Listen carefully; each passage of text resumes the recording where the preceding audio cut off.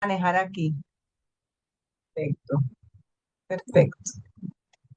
Bien, muy buenas noches. Tengan todos y todas quienes habla la doctora Rosy Carolina León de Valero, coordinadora de la Cátedra Libre de la Transcomplejidad.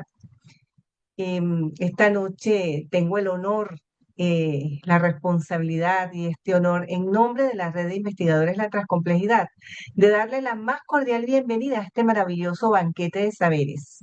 Hoy les estamos presentando un nuevo episodio titulado Transcomplejidad en Acción, Neurogerencia y Transformación Digital. Quiero iniciar expresando nuestro más sincero agradecimiento a la distinguida directiva de la Redit, especialmente a nuestra presidenta, la doctora Crisálida Villegas, y a nuestra vicepresidente, la doctora Nancy Chavino, por su constante apoyo y visión que hacen posible que estos espacios se puedan realizar. Estamos cumpliendo en la Cátedra Libre de la Transcomplejidad un año desde el momento en que surge esta cátedra como una visión de un lugar de encuentro permanente para la reflexión, la investigación, el diálogo y la acción desde la perspectiva transcompleja. Nuestro propósito es ambicioso y apasionante. Nosotros buscamos construir colectivamente nuevas formas de pensar e investigar, integrar diversas disciplinas y voces y difundir la transcomplejidad como una cosmovisión que valora profundamente la complementariedad, la diversidad y la interconexión. Por ello aspiramos a que este sea un espacio abierto y permanente donde estudiantes, académicos, profesionales y organizaciones en general puedan sumarse a esta iniciativa, exponer sus puntos de vista de forma académica y ser visibilizados ante la comunidad de conocimiento.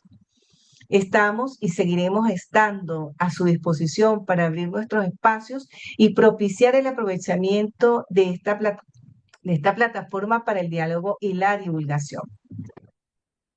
Eh, Aquí les dejo el mail personal para que cualquier persona que esté interesada en dar a conocer sus puntos de vista y que quiera ser escuchado, pues se contacte rleonferredit@gmail.com, de tal manera que nosotros podamos disponer de este espacio para ustedes. Este encuentro es vivo, usted puede visualizar estos videos de todas las disertaciones en el canal de la Redit y también puede consultar los libros que surgen de estas ponencias, las cuales son publicadas en Calameo Ferredit y en otros repositorios. Para dar inicio formal entonces a nuestra jornada permanente, permítame presentarles a quienes hoy nos van a iluminar con sus saberes. Es un honor contar con un panel de expertos de máxima talla. Nuestra primera conferencista, la doctora María Auxiliadora Campos. Ella nos deleitará con el tema neurogerencia, una alquimia poética desde la transcomplejidad. La doctora es doctora en ciencias con especialización en psicología, doctora en gerencia, doctora en ecología del desarrollo humano, posee estudios postdoctorales en gerencia, investigación emergente, multimodalidad educativa, filosofía de la ciencia y transcomplejidad, y actualmente cursa otro postdoctorado, esta vez en políticas públicas y educación. Además, es magíster en orientación y es académica de la Universidad Nacional Abierta en el área de dificultades del aprendizaje. Además, es editora general de la revista Saberes Gerenciales Transcomplejos. Su labor se enfoca en temas de gerencia, transcomplejidad y educación. El segundo ponente o conferencista es el abogado José Luis Mendoza con el tema Cartografía de Saberes Digitales, un enfoque transdisciplinario para la curaduría de contenidos educativos. Es doctorando en Ciencias de la Educación, posee una maestría en Ciencias Políticas, es especialista en medios alternos de resolución de conflictos y educación. También es consultor y académico en legislación y ambientes digitales. Además, es profesor e investigador en temas de derecho de autor, tecnología y educación. Se desempeña como director legal del capítulo nacional Creative Commons y director del Centro Latinoamericano de Investigación sobre Internet. Además, es miembro del Board Internet Social. Su labor investigativa y docente se enfoca en la intersección entre las ciencias sociales e Internet, abordando la identidad digital, seguridad digital y legislación de entornos digitales. Nuestra tercera ponente es la doctora Roselis Carolina Rodríguez Hernández, con su tema La organización aumentada, neurogerencia transcompleja en Venezuela. Es doctora en Ciencias Económicas y Sociales con postdoctorados en Tecnología Disruptiva e Inteligencia Artificial en Sistemas y Corrientes Filosóficas. Es doctorando en Ciencias de la Educación y actualmente se desempeña como profesora agregada en la Universidad de Carabobo. Además, es asesora de tesis doctoral en la Universidad de Investigación e Innovación de México y coordina el Grupo de Trabajo Permanente para Pymes en Glenleaf. Su labor investigativa y docente se enfoca en la transcomplejidad, la investigación, el uso de herramientas como el Atlas PI y la transformación organizacional en entornos digitales. Bien, ellos son entonces los protagonistas de esta noche. Ahora sí, vamos a compartir la agenda que nos va a guiar el curso a seguir. Tenemos entonces las conferencias individuales de nuestros expertos, seguido del diálogo abierto con la audiencia, además la entrega de certificados y la despedida y cierre. Empezamos ahora con la siguiente conferencista, que es la doctora María Auxiliadora Campos. Lamentablemente no va a poder hacer la presentación personal porque tuvo problemas eléctricos, pero vamos a tratar de presentar el plan B, que es su video. Ella nos presenta su temática neurogerencia, una alquimia poética desde la transcomplejidad.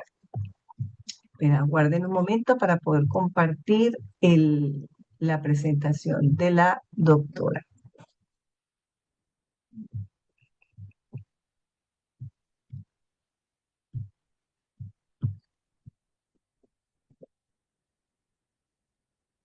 No la consigo. Disculpen ustedes.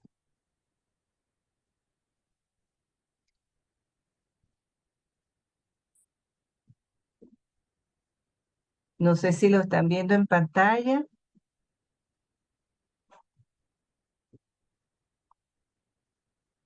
Por favor, me informan.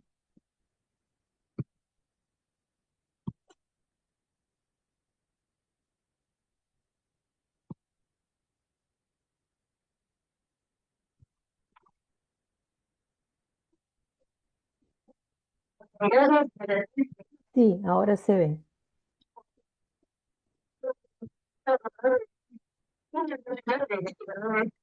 Esta conferencia, vamos a hablar de la temática de neurogerencia, una alquimia política de libertad política, tópico de mucha importancia para las relaciones sociales en la edad moderna. Habla la doctora María Auxiliadora Campos. Es importante obtener puntos de vista del sistema público, esta ciencia emergente,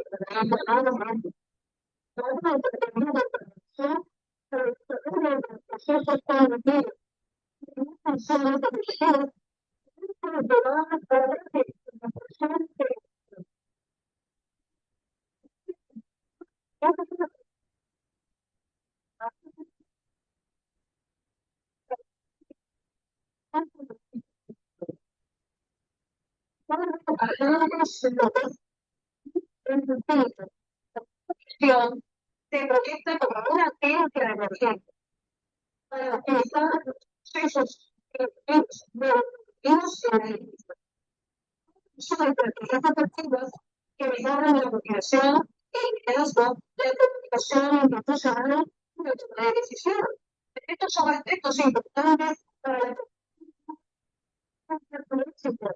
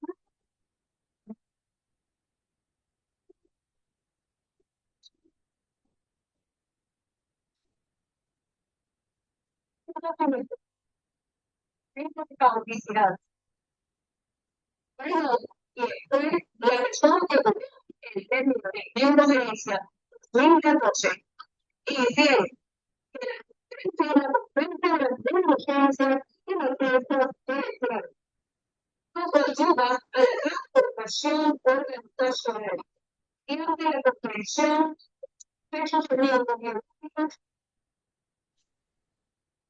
Disculpen, me están informando y en el chat que no escuchan. Lamentablemente, pues es una cuestión, me imagino que es la red o fue la forma en que la grabó. Yo lo escucho muy bien, pero de verdad que no entiendo qué pasó aquí. Entonces, vamos a pasar con el doctor José Luis. Doctor José Luis,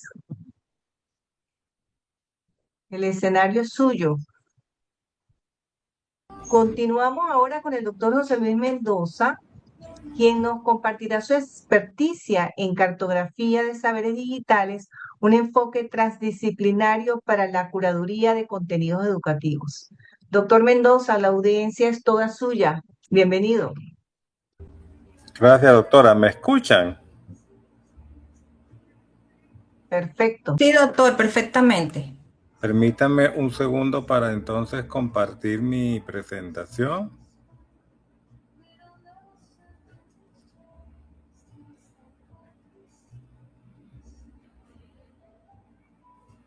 Vamos a esconder esto aquí y vamos a ajustar el ancho. Ahí estamos.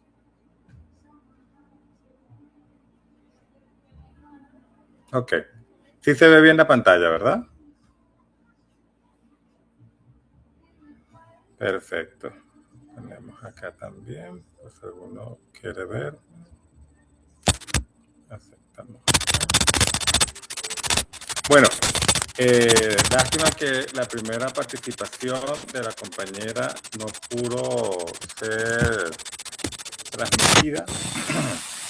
Yo les confieso que también grabé el plan B, por si acaso tenía falla eléctrica, falla de conexión, pero me salió muy larga y ni siquiera la compartí con los organizadores, porque bueno, el tema es que cuando no le controlan el tiempo a uno, se puede extender, ¿no? Y fue lo que me pasó. Bueno, compartamos el día de hoy unas pequeñas láminas, unos pequeños pensamientos en torno a lo que es denominado el Atlas del Curador Digital, Cartografía y Derechos en el Info-Océano, que fue el título que le dimos a estas láminas el día de hoy.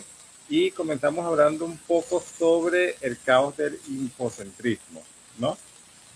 Aquí vamos a hacer un poco como unos recorridos históricos en cómo era o cómo se ha venido desarrollando históricamente esta labor del investigador.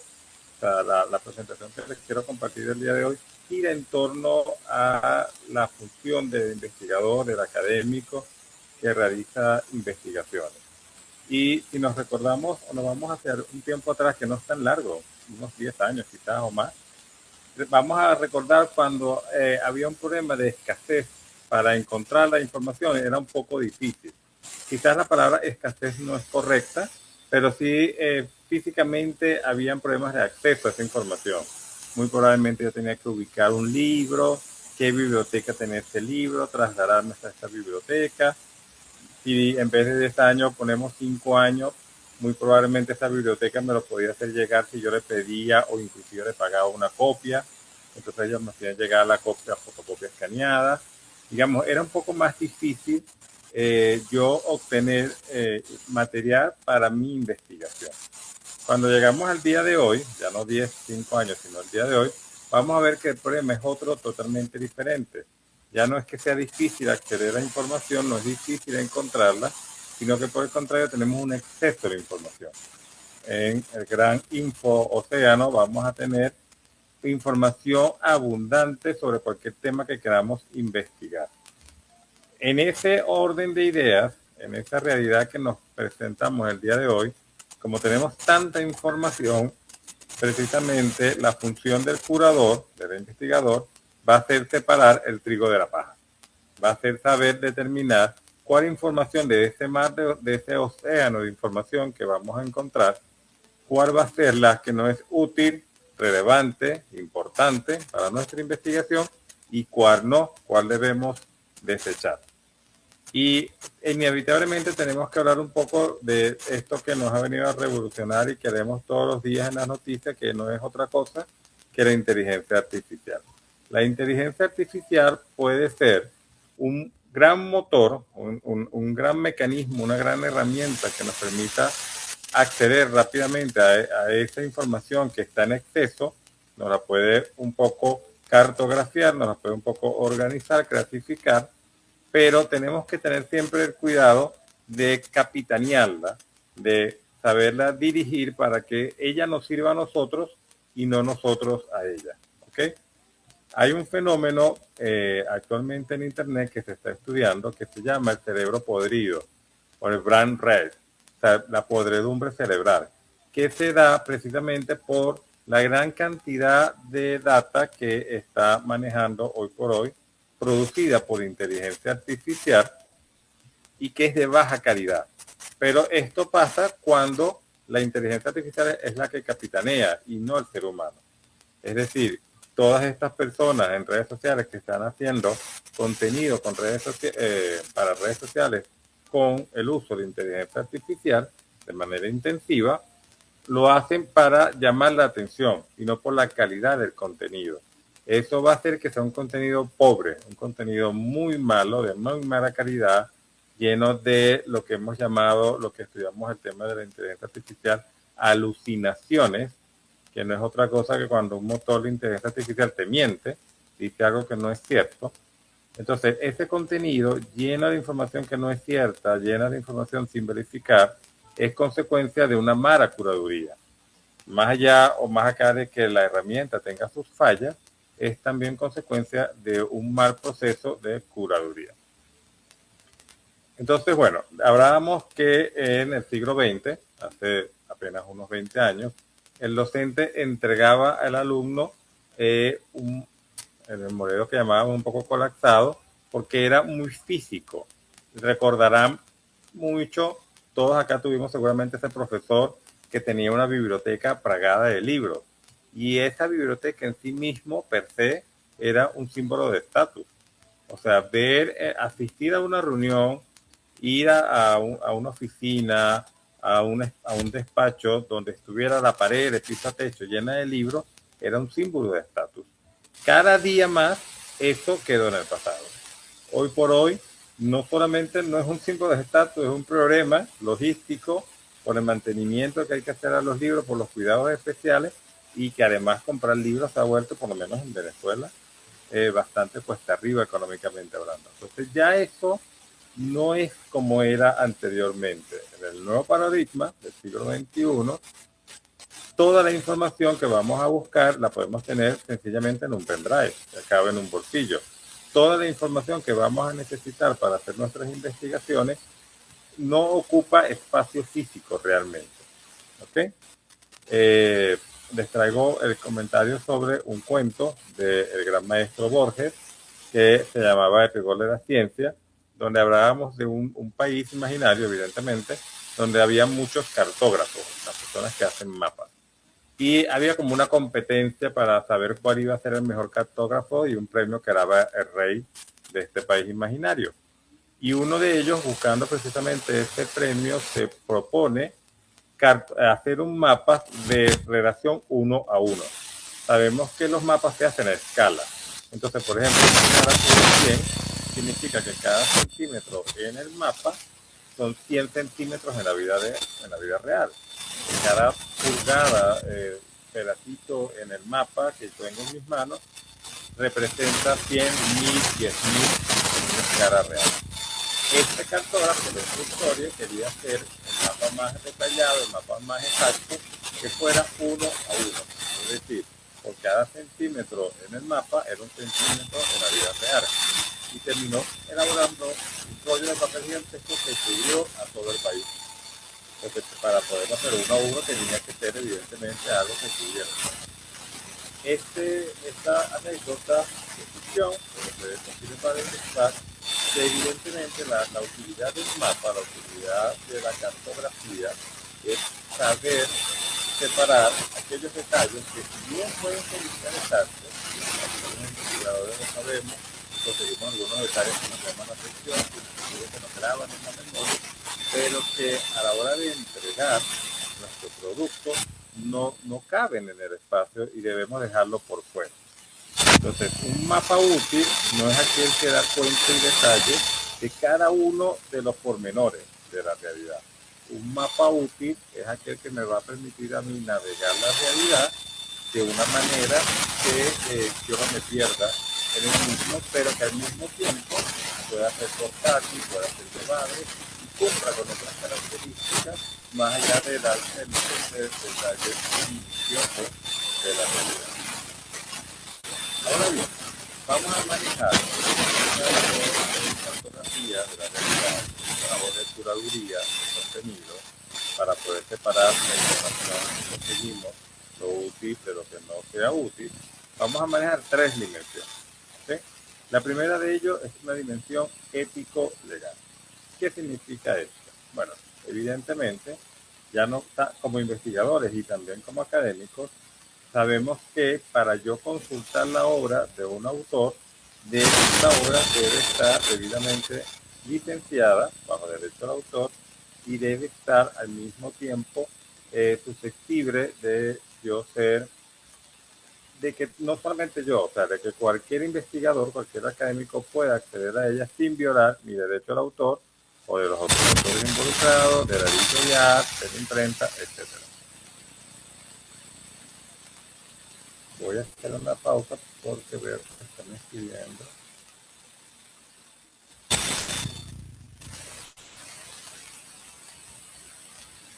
Okay. Hay un ruido que perturba un poco. Permítame un momentico a ver qué puedo hacer por este ruido que les está incomodando. Un momento.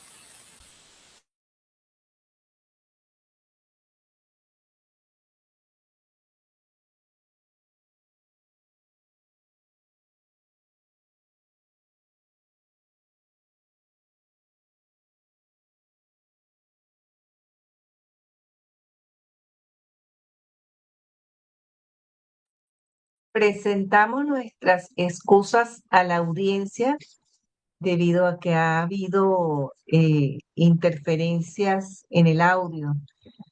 Pensamos que sea producto de la cuestión de la internet en Venezuela. Vamos a dar chance a que el doctor José Luis pueda volverse a conectar. ¿Se escucha mejor ahora? Por ahora sí. Ok. Prosigamos. De todas formas, si en algún momento sienten que hay algún ruido que les incomode, me escriben en el chat como ahora. Sabrán ustedes, porque todos sabemos de experiencia, que cuando estamos haciendo presentación no estamos tan atentos al chat, pero sí voy a intentar estar atento para poder solventar cualquier otro problema que surja. Qué bueno que se escucha mejor. Gracias por confirmar.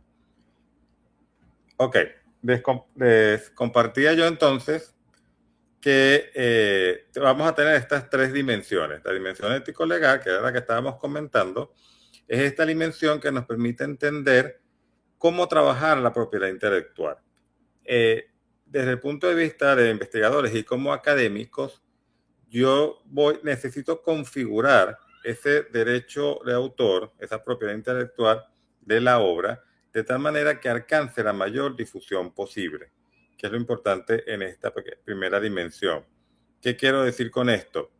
Que existen restricciones que yo puedo poner a mi obra y no siempre lo más adecuado es buscar algún posible beneficio económico, sino, por el contrario, dentro del mundo del contenido educativo, lo más beneficioso normalmente es buscar la mayor distribución, el mayor alcance posible. Y para esto debo entonces bajar lo más posible esas restricciones, ¿ok? Porque el derecho al autor no es otra cosa más que un monopolio, una restricción para contribuir o buscar que haya un beneficio económico a favor de los autores. Pero, de nuevo, dentro del campo educativo, más que el beneficio económico, lo que buscamos es la difusión. Y cuando hablamos de la parte o el componente ético de esta dimensión ético-legal, es porque siempre debemos tener en cuenta, ahora como usuarios, como lectores, esa obligación de citar correctamente. No solamente si estoy haciendo una investigación a los efectos de cumplir con las normas de citación, normas APA o el formato que estemos utilizando, sino incluso como siempre vincular y respetar ese derecho que hay de paternidad o maternidad entre un autor y su obra. Ese vínculo que existe a pesar de que eventualmente el derecho se extingue después de transcurrido unos años de muerto el autor, inclusive allí subsiste, ya no de manera legal, sino ética, esa obligación de yo reconocer ese vínculo entre el autor y su obra, que además es sumamente sencillo, es sencillamente decir, esta obra es creación de fulano de tal, fulano de tal. O sea, es sencillamente un respeto hacia ese autor y hacia esa obra que fue creada, así como muy seguramente yo pretendo que se respete mi autoría.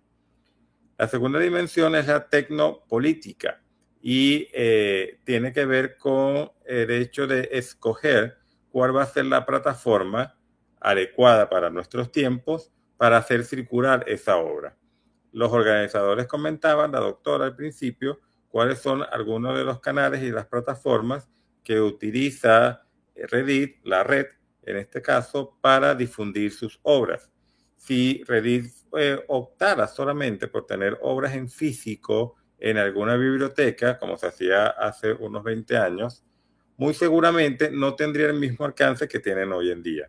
Entonces, esa dimensión tecnopolítica se refiere a eso, escoger muy bien en qué plataforma, a través de qué medios yo voy a difundir mi obra. Solamente va a ser en libro electrónico, va a ser en libro electrónico en digital, lo voy a vender en Amazon, lo voy a vender en una librería local, etc.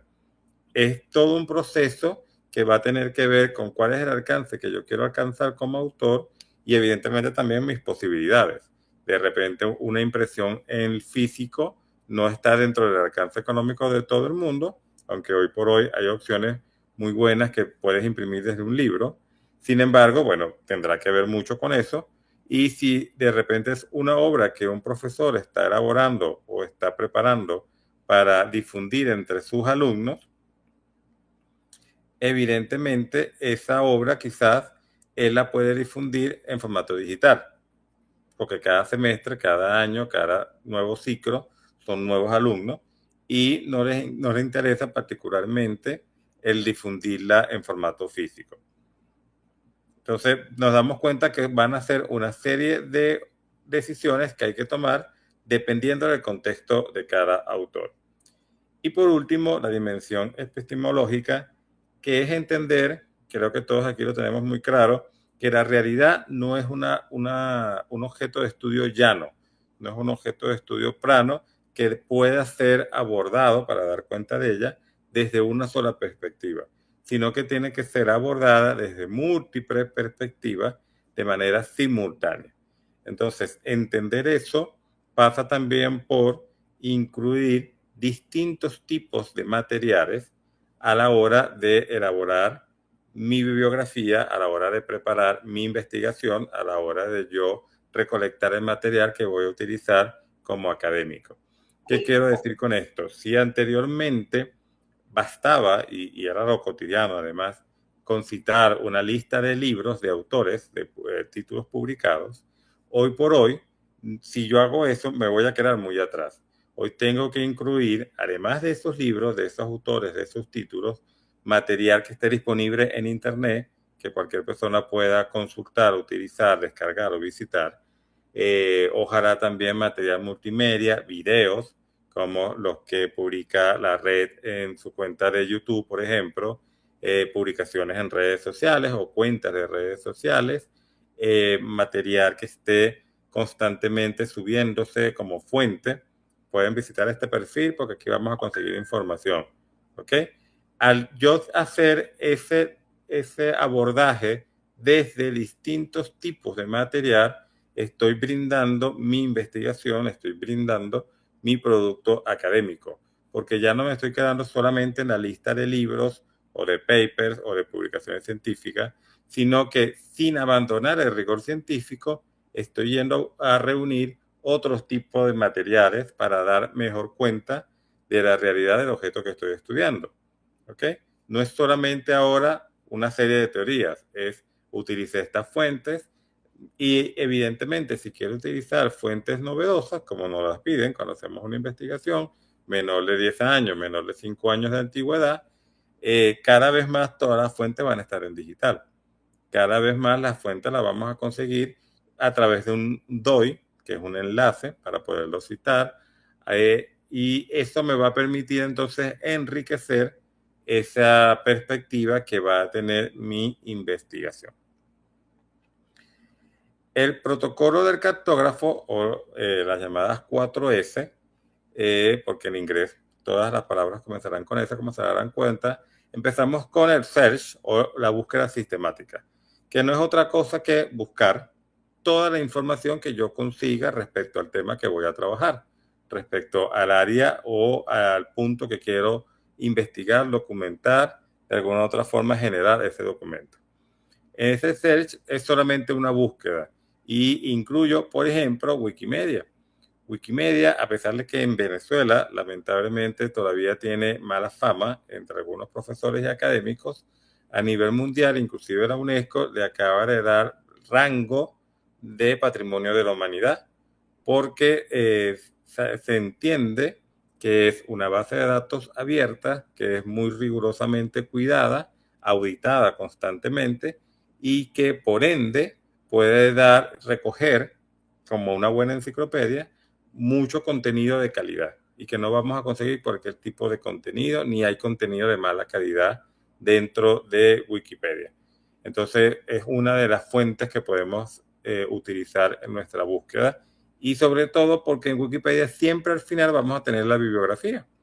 Y entonces eso nos va a permitir también utilizarlo como un punto de partida para empezar a buscar el contenido que vamos a conseguir disponible online del tema que estemos trabajando.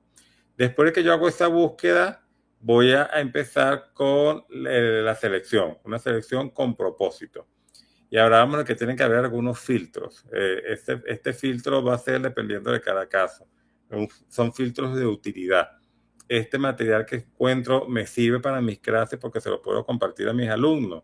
Este material que tengo, que encontré, me sirve para mi investigación porque está en el idioma de la investigación que estoy haciendo. No tengo que hacer una traducción. O porque tiene tablas y gráficos que quiero utilizar e incorporar a mi investigación, etcétera. Entonces, a través de esos filtros, que van a ser distintos en cada uno de los casos, yo voy a poder hacer esta selección de todo el material que recogí en la búsqueda, en el punto número 1. Después, en el punto número 3, síntesis o alquimia de saberes, es cuando empiezo entonces a interconectar todo ese material que ya fue seleccionado. Empiezo a hacer esa línea que une lo que, como pueden ver en pantalla, esa información que conseguí y que estoy referenciando en redes sociales, esa investigación, ese paper, ese video en YouTube, esa entrada en la enciclopedia Wikimedia, etc. Voy a ir uniendo con un hilo invisible toda esa información, todos esos puntos que quiero que pueda de alguna u otra forma dar forma al cuerpo de mi investigación.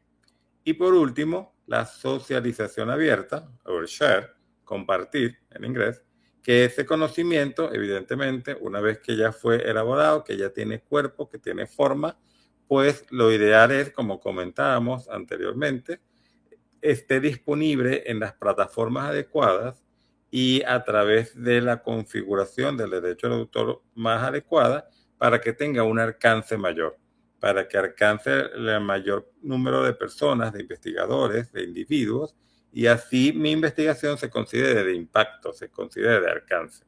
Eso es a través de esas configuraciones que vimos anteriormente. Un breve paréntesis para hablar un poco sobre la anatomía de la autoría, las leyes del territorio. Esa autoría va a tener dos componentes en Venezuela y en cualquier parte del mundo. Un componente moral y un componente económico. El componente moral es, como decíamos precisamente, esa relación que existe entre un autor y su obra, esa relación de maternidad, de paternidad que existe entre el autor y su obra. No se puede transferir, el autor nunca puede delegar ese derecho en otra persona, solo eres el creador, no hay otra persona que pueda asumir ese papel. No lo pueden tener empresas, ni universidades, ni ningún tipo de persona jurídica, y dura de por vida e inclusive no tiene un límite, porque esa obligación moral, como yo les comentaba, va a subsistir incluso después de que acabe el mandato de ley que se aplica a los derechos económicos. Cuando hablamos de que el derecho de autor dura la vida del autor más 100 años, 60 años, contados a partir de su muerte, nos referimos siempre a los derechos económicos, a ese monopolio que la ley le otorga al autor o autores, si son varios, para buscar o pretender un beneficio económico de su obra. Ese beneficio económico es el que tiene un tiempo, porque transcurrido ese tiempo se entiende que esa obra queda ya en beneficio de la humanidad. Pero nunca sí va a perder el derecho moral, que si bien es cierto no es exigible por ley, una vez transcurrido el tiempo, como autores deberíamos respetarlo perennemente. La evolución histórica de la propiedad intelectual, y esto muy de pasada para no ocupar mucho tiempo, para entender un poco que el derecho de autor que tenemos hoy por hoy no siempre ha sido así, nos viene o nace en 1710 con una de las primeras leyes que lo trabaja, que se denominó el Estatuto de la Reina Ana, por la regente, la Reina Ana, que lo promulgó. Y fíjense que fue apenas en 1710. O sea, estamos hablando, el mal llamado descubrimiento de América tiene más tiempo, ¿no? O sea, es una rama del derecho bastante joven y que sin embargo hoy por hoy se considera que tiene trascendencia en todos los ámbitos humanos, porque todo es creación humana. Y por último, entonces, esa propiedad intelectual alcanza todo lo que hace el ser humano. De igual manera, la presentación la hago llegar a los organizadores para que la circulen entre todos ustedes y puedan ver el detalle con más calma. Vamos a ver entonces cómo existen estos dos mundos del copyright y el copyleft, que tiene que ver de nuevo con el devenir histórico. Antiguamente, cuando la única forma de yo reproducir una obra era a través de medios físicos, evidentemente la lógica me llevaba a todos los derechos reservados, que es el famoso copyright, todos los derechos reservados, y además había una realidad económica, que si alguien quería usurpar mi obra, implicaba la inversión de tener que ir a imprenta, diagramar, montar, reproducir, preparar ese material que era copia del mío, una copia adulterada, una copia no autorizada, pero copia al fin y al cabo del mío. Sin embargo, en el mundo del copyleft, que es el mundo en que vivimos hoy en día, generar una copia de un archivo que yo recibo, un PDF, mandarlo por correo a mis 20 alumnos, no tiene ningún costo.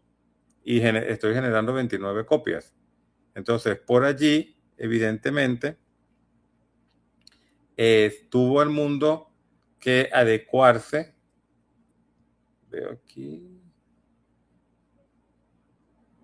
Okay. Tuvo el mundo que adecuarse a esa realidad y empezamos con algunos derechos reservados. Ya no todos los derechos reservados, sino algunos derechos reservados.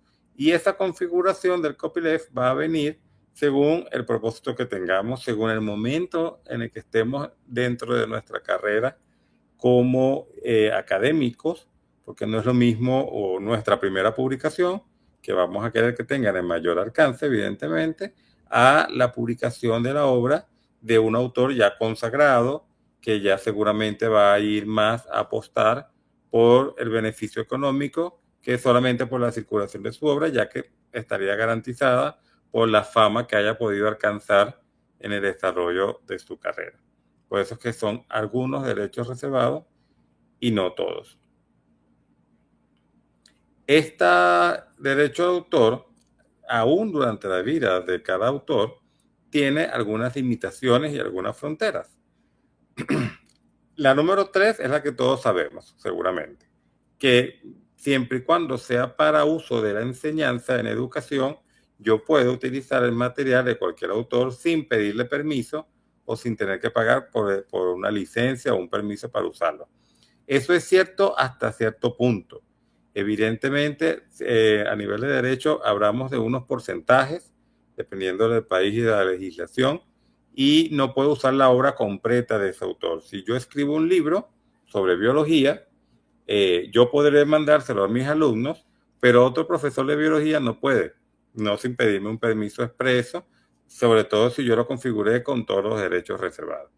¿Ok? Entonces, esa sección, esa frontera del derecho de autor dentro de la enseñanza alcanza solo a cierto límite, a un porcentaje de la obra muy específico, bastante reducido, siempre menos de la mitad.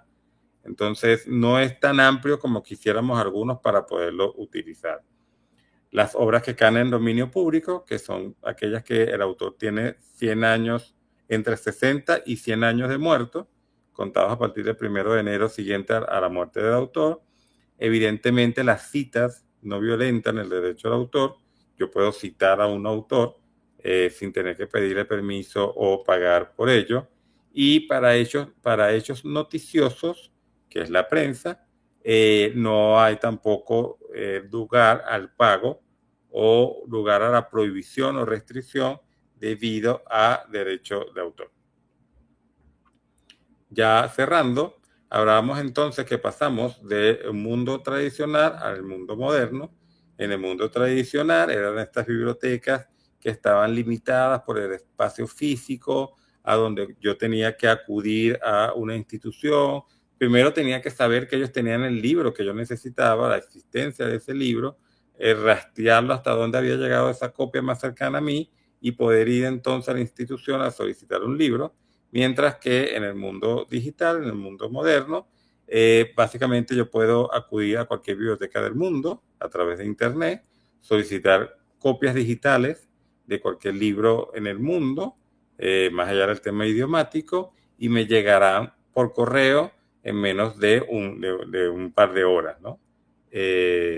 Entonces, hay una gran diferencia entre cómo era la investigación antes, en el siglo pasado, y cómo es la investigación hoy por hoy.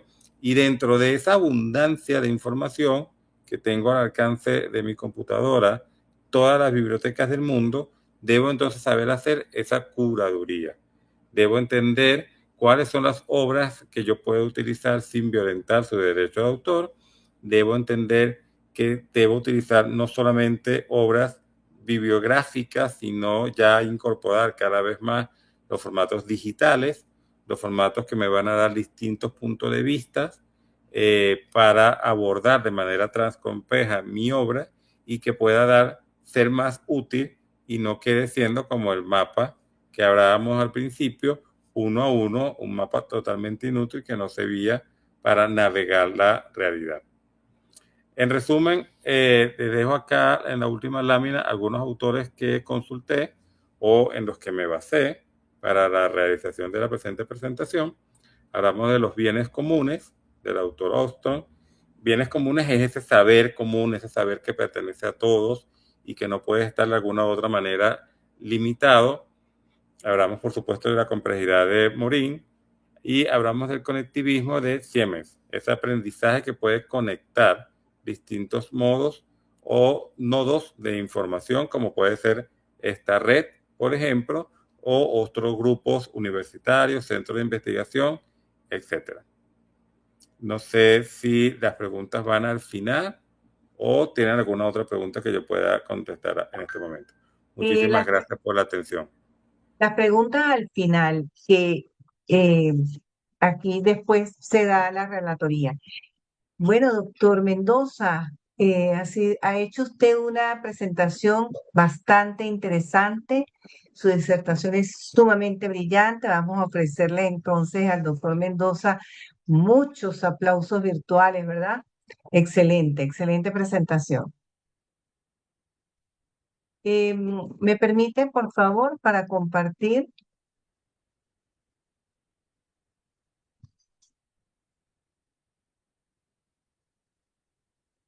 Ok.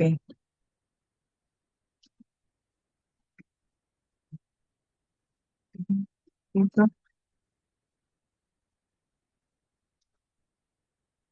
Bien. Voy compartiendo. ¿Me aguardan un minuto, por favor?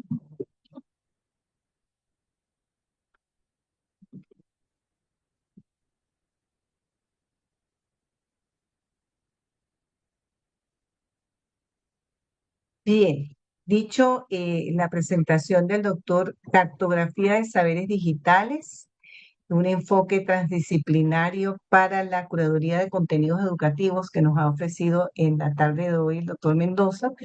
Vamos a cerrar este bloque de ponencias con la intervención de la doctora Roseli Rodríguez, con su tema La organización aumentada, neurogerencia transcompleja en Venezuela. Permítanme para darle continuidad. Doctora, usted me avisa cuando le vaya a pasar la lámina. Listo, doctora. Buenas noches. ¿Me escuchan bien? Perfecto. Qué bueno. Si hay alguna interferencia, por favor me avisen. Bueno, ante todo, muchas gracias a la red de investigadores de la transcomplejidad, eh, especialmente a la doctora Nancy Chavino y la doctora Crisálida Villegas, y a nuestra coordinadora, la doctora Rosy León, por promover estas interesantes actividades. Esta, más que una ponencia, es una reflexión generalizada sobre qué está pasando con las organizaciones en la sociedad de hoy. La organización aumentada neurogerencia transcompleja en Venezuela, como pueden ver en la imagen, trata de buscar el equilibrio entre esa capacidad humana y esa capacidad digital que está configurando en este momento en las organizaciones. Por favor, doctora Rosy, la siguiente.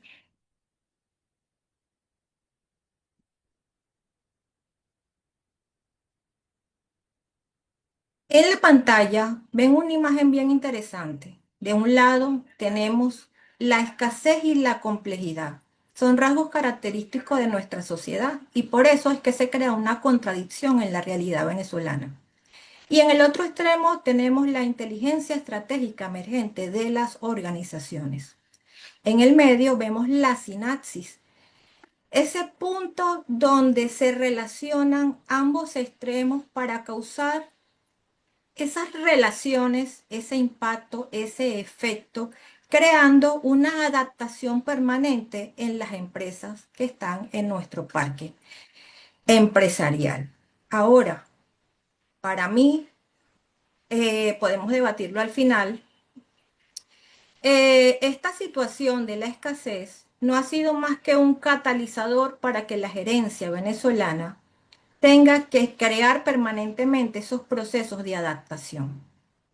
Ha sobrevivido a la complejidad y la ha incorporado a su manera de gestionarse, generando una inteligencia corporativa que conduce a este proceso dinámico de transformación. Si nosotros buscamos los modelos heredados, las empresas no se consideran problemas en el mercado porque en teoría el mercado es estable. No se considera problemas presupuestales porque son estáticos y se cubren. Sin embargo, en Venezuela tenemos toda este caos que nos permite reinventarnos. Por eso es que le afirmo allí que la escasez y la complejidad es un máximo catalizador que impulsa la inteligencia estratégica. Por favor, doctora Rossi. La siguiente. Ok, ¿cómo se estructura esta presentación? El pilar 1, por supuesto, la organización aumentada, entendida como una estructura sociotécnica. Ese plano macro son dos dimensiones de un mismo fenómeno. Y el pilar de la neurogerencia transcompleja, entendida como esa base neurobiológica, el plano micro. La organización aumentada impulsa la toma de decisiones que impacta de una vez el talento humano de las organizaciones. Acá le dice en la cita, ambos constructos convergen. Se crea una empresa como un laboratorio vivo de transformación organizacional.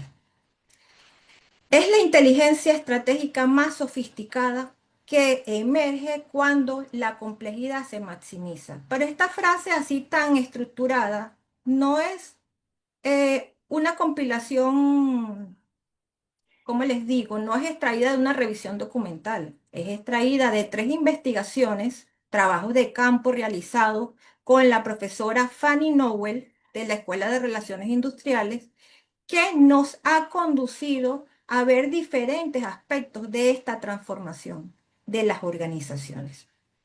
Adelante, doctora. Ahora, resignificando el aumento, ¿qué es eso de organización aumentada? El término aumentado lo extrajimos de Engelbert 1962, que hablaba que la capacidad cognitiva del ser humano se veía incrementada por el uso de la tecnología. Pero si pueden ver, para esa fecha, la tecnología no era lo digital, era cualquier proceso disruptivo que impactaba en las formas de hacer las tareas de la sociedad. Cada vez que hay un hito en la sociedad, hubo un cambio en la forma de hacer las tareas y eso es disrupción tecnológica, solo que para nuestro escenario ahora es lo digital. Si trasladamos ese concepto a las organizaciones, estamos hablando de estructuras sociotécnicas que integran este componente humano más inteligencia artificial, pero no solo inteligencia artificial. Tenemos un sinfín de herramientas digitales que son capaces de expandir las capacidades de la organización, llámese estratégica, llámese cognitiva o las propias actividades operativas del sistema. A diferencia, si trasladamos eso al contexto venezolano, que es lo que hemos visto en nuestras investigaciones, en nuestro país esta mejora no nace de la abundancia tecnológica, ni nace de presupuesto, porque no hay. Hay una crisis sostenida que nos hace trabajar con los recursos mínimos. Nace de la apropiación creativa, de disponer herramientas democratizables que son de libre acceso, de la intuición de la directiva, de una inteligencia colectiva que se cultiva ante la complejidad que vivimos permanentemente en este país. Por favor, doctora Rossi. Ahora, ¿cómo concebimos esta arquitectura de la organización aumentada? Tenemos un nodo central que no es causal. Hablamos de la capacidad humana, creatividad, intuición y ética. Y es que, como lo decía el ponente anterior, lo digital mejora nuestras capacidades, pero el humano es quien decide. Por lo tanto, el elemento humano debe estar en el centro. Luego hablamos de capacidad cultural, tolerancia a la incertidumbre, esa integración de los trabajadores con los patronos, esa capacidad tecnológica que también trae a colación conjunto con la capacidad cognitiva, las habilidades digitales que tanto hemos estudiado últimamente en la Escuela de Relaciones Industriales. ¿Por qué? Porque las habilidades digitales, las habilidades blandas, son componentes que te está exigiendo la organización de hoy. ¿Para qué? Para poder tener esta capacidad relacional y funcionar en conjunto, dando respuesta ante las adversidades del entorno. Esto lo construí con base a Kane y colaboradores en el 2019. Ahora, también podríamos traer a colación, no se preocupe, doctora Rossi, la teoría de los cisnes negros de Calet, que él decía que la incertidumbre es un elemento que siempre está inherente en los procesos de hoy y por consiguiente debemos considerarlo para la gestión a corto plazo. Adelante, doctora. Ahora, todos estos cambios, ¿por qué se dan? Hablamos de que antes había poca información, ahora hay mucha, pero es que la misma dinámica social, esa disrupción, genera formas distintas de hacer las diferentes actividades que están vinculadas al ser humano. Y en estos momentos habitamos en la infósfera. ¿Qué es la infósfera? Esa fusión entre el espacio físico y el espacio informacional. Tenemos una ventaja competitiva que ha mutado, que está en ambos espacios, pero también se está creando una brecha digital. ¿Por qué? Porque tenemos generaciones que no se están formando. Y allí surgen conceptos como, que voy a mencionar más adelante, madurez digital, otro que no tengo acá que tiene que ver con la alfabetización digital, porque estas brechas están haciendo que perdamos talento que fue formado en otra generación simplemente por la falta de conocimiento de habilidades digitales. Esta tecnología, de acuerdo a Heidegger, tiene un carácter desocultador y es que esto tiene un cambio profundamente ontológico. Si lo trasladamos a lo práctico para comprenderlo, hablamos de la analítica de datos. Esos patrones, eso que me muestra el Power BI, hace visible lo que antes no podía ver, pero necesito tener estas competencias que facilitan que estas herramientas de hoy me permitan ese dato duro que recuerdo recientemente una profesora de la escuela de RI comentaba que el dato duro es muy importante para la gerencia y herramientas como esta lo permiten, si tienes una buena base de datos, tenerlo en el momento apropiado. Ahora, el directivo venezolano utiliza estas herramientas democratizadas como lente epistemológico. Pero yo aclaro aquí que lo epistemológico en lo social es esa forma de generar conocimiento, sea desde el paradigma que lo estemos viendo, esa relación sujeto-objeto. Entonces, anticipamos con base a estas herramientas que estamos incorporando. Adelante, doctora, por favor. Ahora llegamos al otro componente, la neurogerencia transcompleja. ¿Pero qué es esta neurogerencia? La neurogerencia es la aplicación de la neurociencia cognitiva a esta gestión empresarial y tiene que ver básicamente con la toma de decisiones, con la productividad y con ese impacto en la capacitación de mi talento humano. La neurogerencia revela mecanismos cerebrales que subyacentes. ¿Qué son esto? Nuestras habilidades blandas. ¿Cuál es su función? Desmitifica la intuición y la ubica dentro de la anatomía del cerebro. Se trata de comprender que después de la revolución industrial, la organización es humana y su base se construye sobre procesos comunicativos. Por consiguiente, la neurociencia es un componente esencial de las organizaciones de hoy para promover este liderazgo, esta neurogerencia transcompleja. La estrategia deja de consistir en el análisis de lo externo para yo centrarme con qué cuento en la organización y promover ese talento para la adaptación a estos elementos que me están afectando, que me lo debería proporcionar las propias herramientas, los propios datos de la organización. Adelante, doctora, por favor. Ahora, como podemos ver, el cerebro de la gerencia, bajo extrema complejidad, es una fusión de la parte límbica y la integración prefrontal. Estamos hablando de la emoción versus el razonamiento.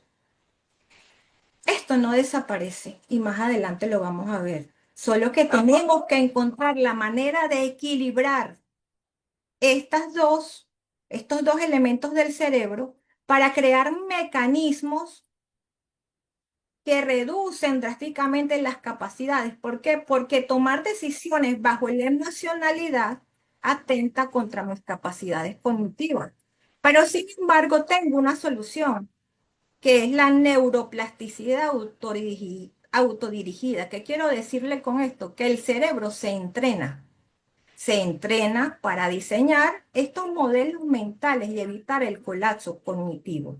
En la medida que un gerente está entrenado, puede transmitir este conocimiento, este equilibrio, estas estrategias a su equipo de trabajo. Adelante, doctor. Ahora, ¿cómo funciona la transcomplejidad en todo esto? Y yo volví a uno de los conceptos tradicionales de la doctora Nancy Chavino, que es una posición epistémica abierta, integral y sistémica, diálogo entre complejidad, transdisciplinariedad y gestión postmoderna. Es una base epistémica que me ayuda a ver desde la transdisciplinariedad y considerando la complejidad un entorno donde el caos y el orden se afectan mutuamente. En este sentido, el directivo transcomplejo opera en este borde. Yo diría que no solo el dato duro, también necesitamos información cualitativa que me ayude a interpretar qué es lo que sucede en mi organización. Y la fusión de esta información vista desde todos estos elementos, sencillamente, es transcomplejidad.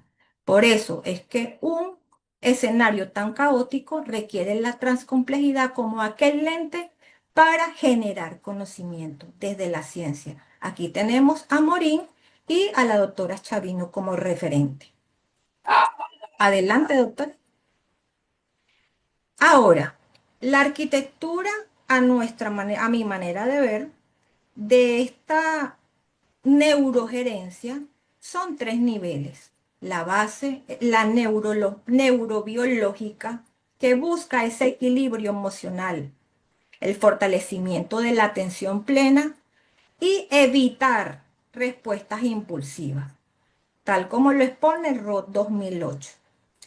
El nivel organizacional, en donde esta gerencia logra impactar a su grupo, a su ecosistema, a través del aprendizaje colectivo.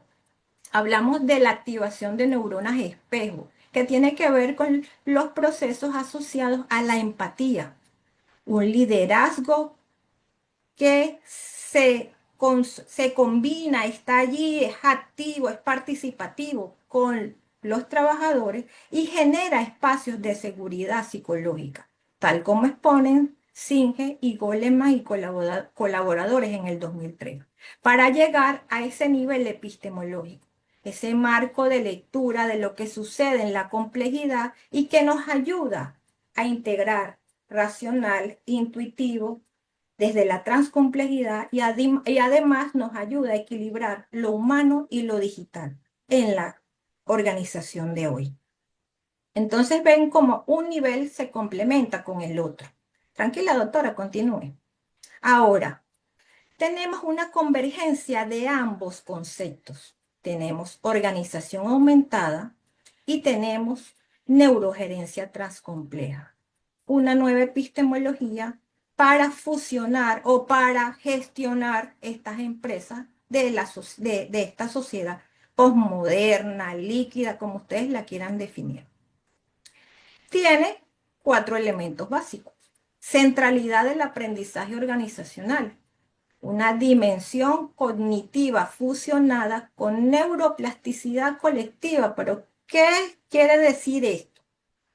Que la gerencia se forma y a su vez transmite, logrando esa empatía de sus trabajadores, esa fidelización para el logro de los objetivos organizacionales.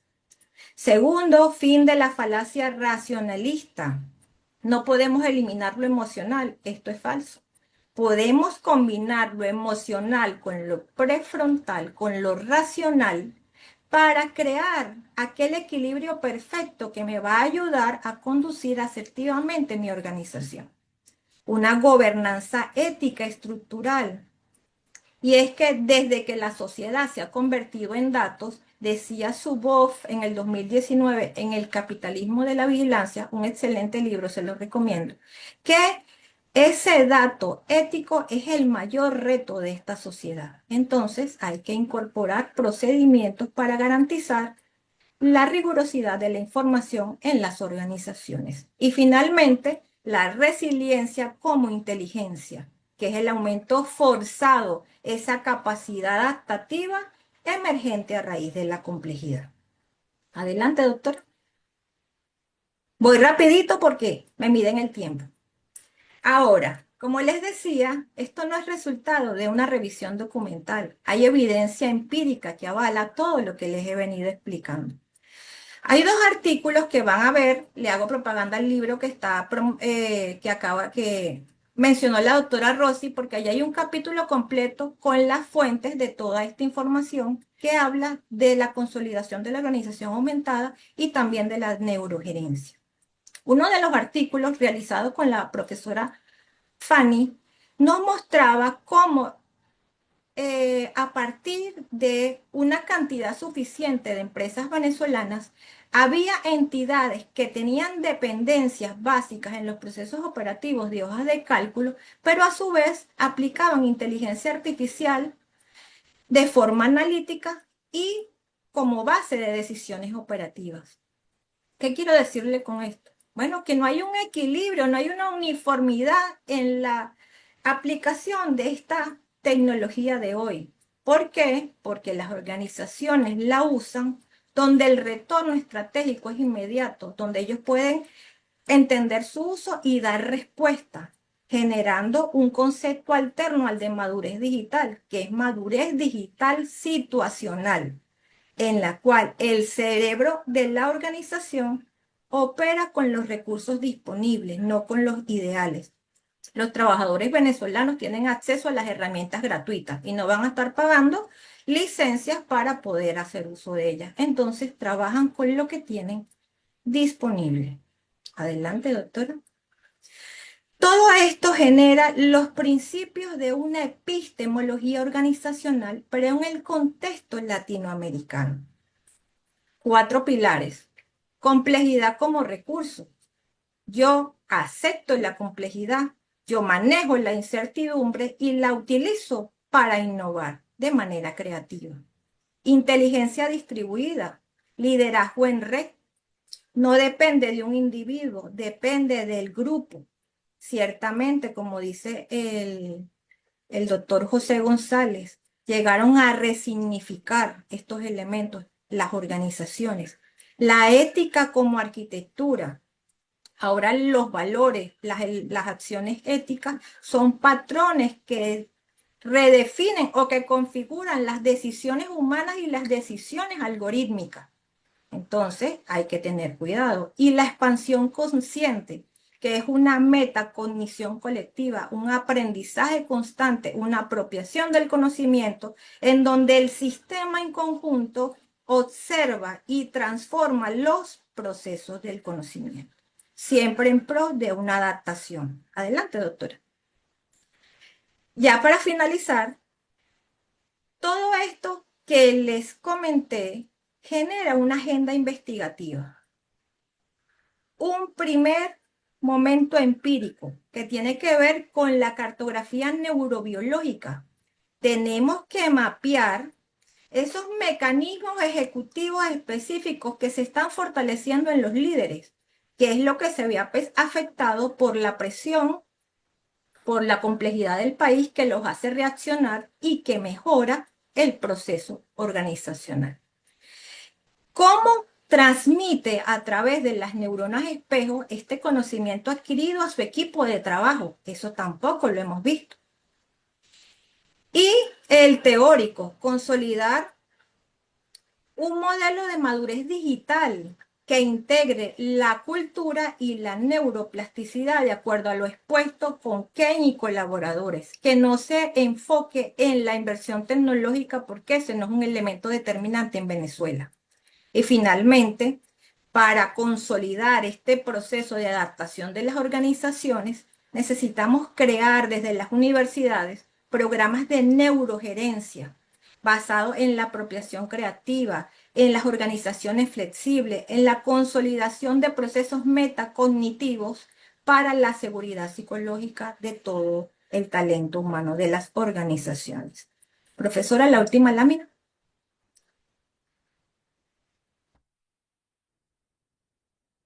Y ya para cerrar, la empresa más avanzada es la que está consciente de su inteligencia, de la complejidad y del equilibrio que debe lograr entre el componente humano y el componente digital.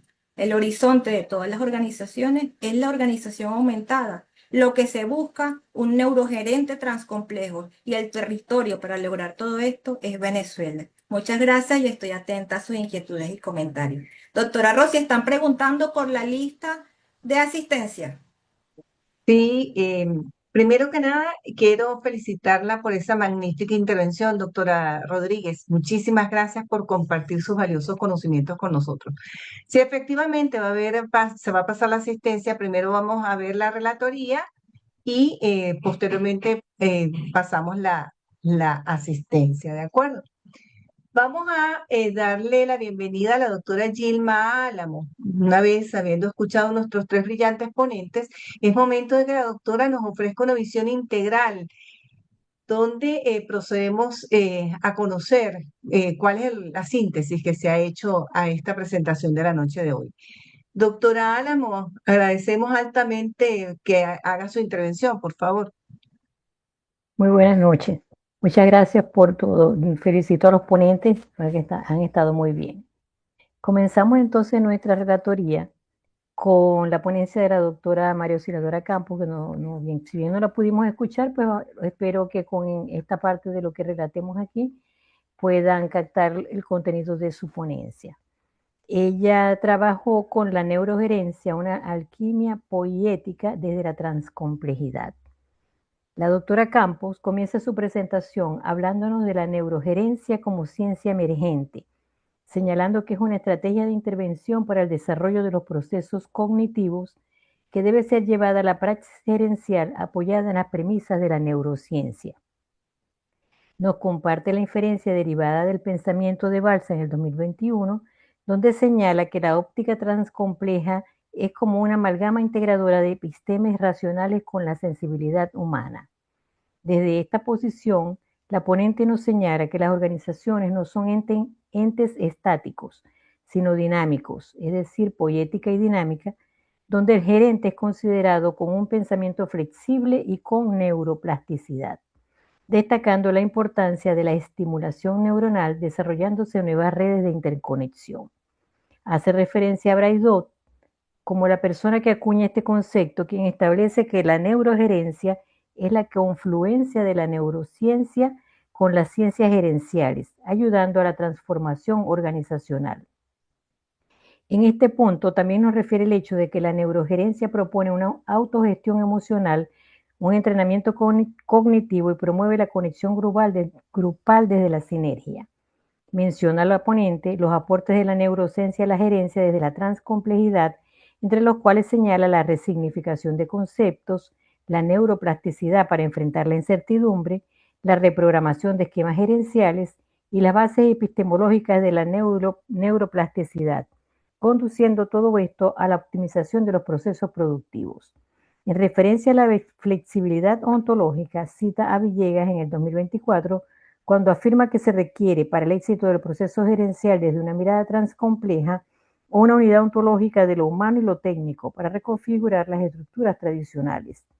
Menciona el desarrollo de neuronas espejo que interconectan empatía, intuición, capacidad motora, lenguaje, posibilitando a la gerencia el desarrollo de equipos de trabajo adecuados para el trabajo.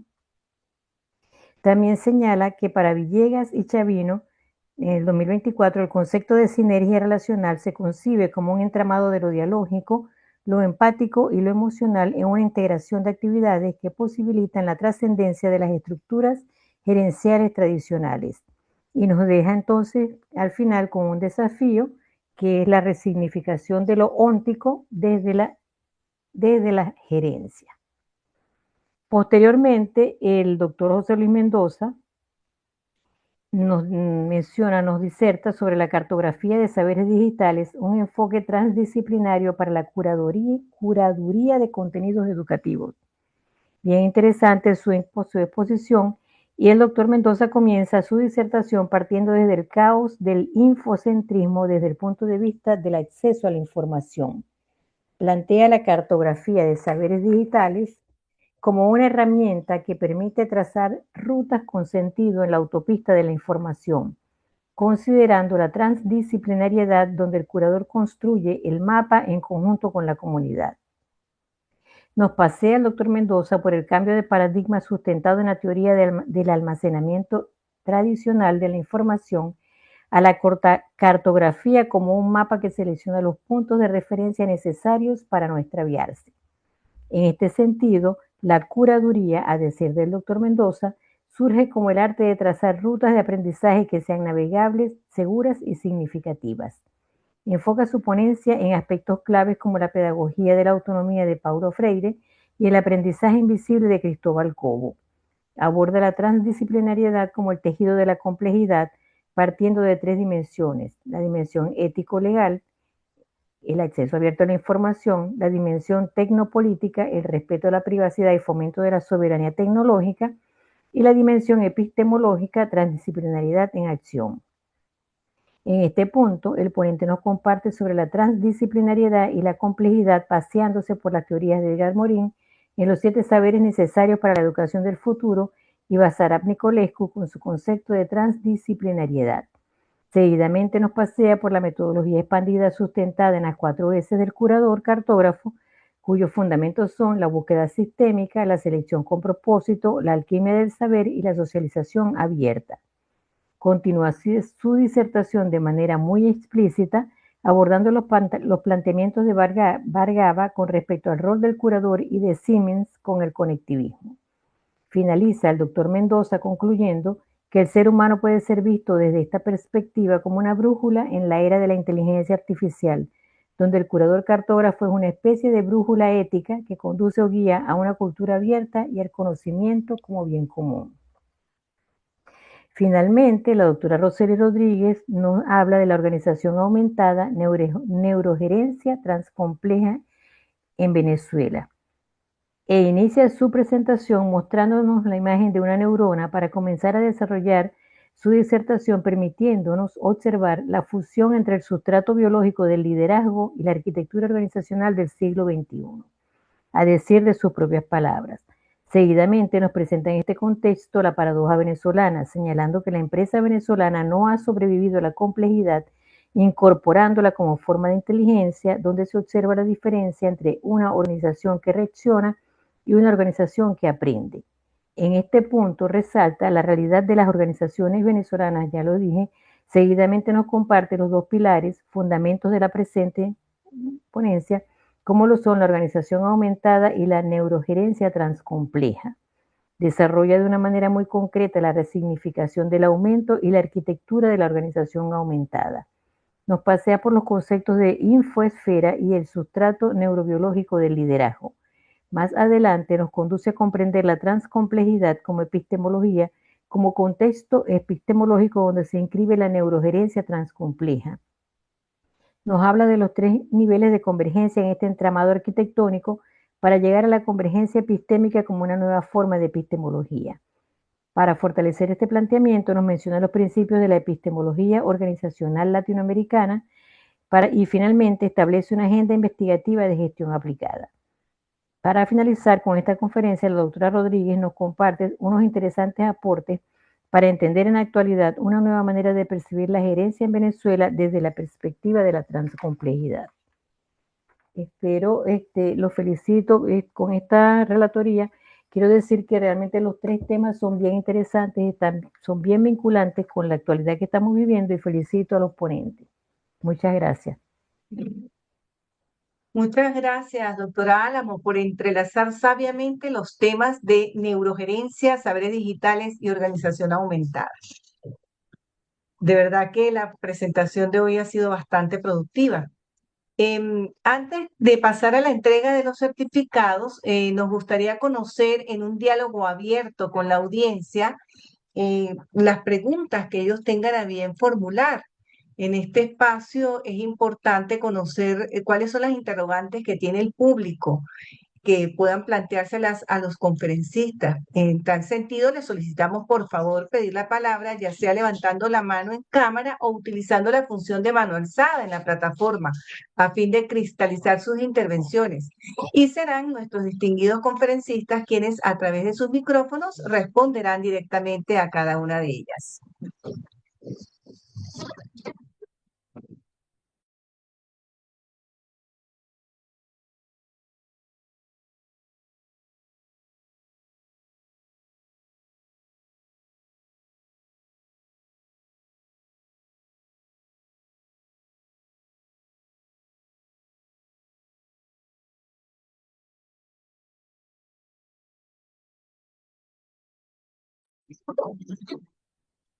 Si no hay preguntas,